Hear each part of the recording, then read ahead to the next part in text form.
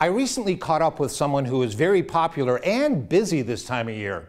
Santa Claus himself took some time from his hectic schedule to talk with us here at TV Kojiko. Glad you could come and visit me this morning. I had so many questions for Santa, but knew we had a limited amount of time to spend with him, knowing how busy he is right now. But I just had to ask about that sleigh. Wouldn't we all love to take that sleigh for a spin? So do you use the sleigh in the summertime, Santa, or is it stored? We don't use it very much. Mainly it's for the winter because of the sleigh that has the runners, you know. And some years ago I had wheels put on, so we can use it a little bit in the off-season, the non-winter season. But in the summer, when I'm down here in Santa's Village, I use the Santa Fe. I like it.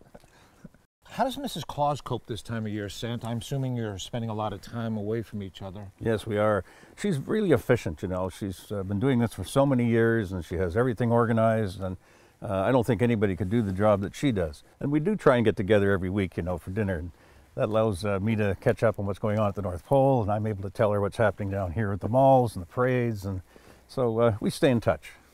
How are the elves doing, Santa? Still working hard? I'm guessing they're very, very busy right now. Oh, they are, but you know, they're a very well-trained group. They've been doing this for so many years, and you know, we're about 10 days away from starting to pack the sleigh, and they're putting finishing touches on the toys and the games, but we're going to be ready, I can tell you that. Great, great, good to hear.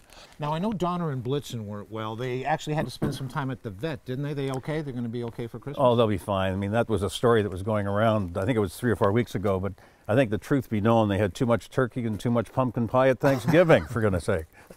Didn't we all? But they're going to be all right, ready for Christmas? Oh, for sure. Fantastic. They're on the mend already. Fantastic. Good to hear. Good to hear.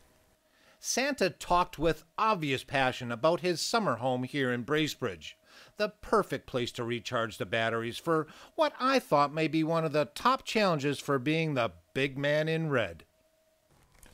Now, I know a lot of kids out there, as well as adults, are curious about your naughty nice list, Santa. Is that a tough part of your job? How do you distinguish? Well, to be perfectly honest, you know, most of the kids are actually pretty good. And I do have some neighborhood elves that give me a hint now and then as to what's going on. The things I really don't like to see in children is if they're beating up on their brother or their sister, and certainly you know, if there's some bullying going on in the neighborhood or at the school grounds, I really don't put up with that at all. So those kids go on the bad list automatically. But the majority of kids are pretty darn good. Now, I know there's so many wonderful things that you must enjoy about being Santa Claus. Is there a part of your role that you don't quite like as much? It often happens in malls, and when I'm having the families come up and the kids are coming up to see Santa, and sometimes you get some pretty darn pushy parents, and they're trying to have the kid have an experience that the parent wants, but the kid is maybe a little shy or a little reticent, and they're trying to push them too far. And I always think the child should have their own experience at their own pace. What about a child that's really, really nice, really on the top of the nice list? Can they have anything they want from Santa? Well, not really. I mean, I try and give them something that they would really enjoy and like. But you know, kids come at me with a long, long list, and sometimes they've gone to a catalog. So they've really got to keep themselves down to maybe, you know, 2 or 3 things, or the top one thing that's really special. And sometimes they're asking for live animals, and you know, Santa can't bring a live animal into the family. That's really a family decision. You know, and sometimes they ask for really expensive electronic items, and the iPods and the iPhones and all the rest of this stuff. And you know, perfectly honest, many families can't afford this kind of thing, so I downplay it, and I often say to them, you know, Santa's just an old-fashioned toy maker, and me and my elves don't get into that expensive electronic stuff, so maybe you better talk to Mom and Dad, or maybe Grandma and Grandpa. So I tend to handle things that way. What's the biggest thing a child has asked for that you haven't been able to get for them? Well, just the other day I had a child ask me for an ATM machine, for goodness sake. Oh, unbelievable. Santa, before I let you go now, can you share with us a little bit about the sleigh and the reindeer themselves? All kinds of rumors around as to how you fly, pixie dust, hovercraft.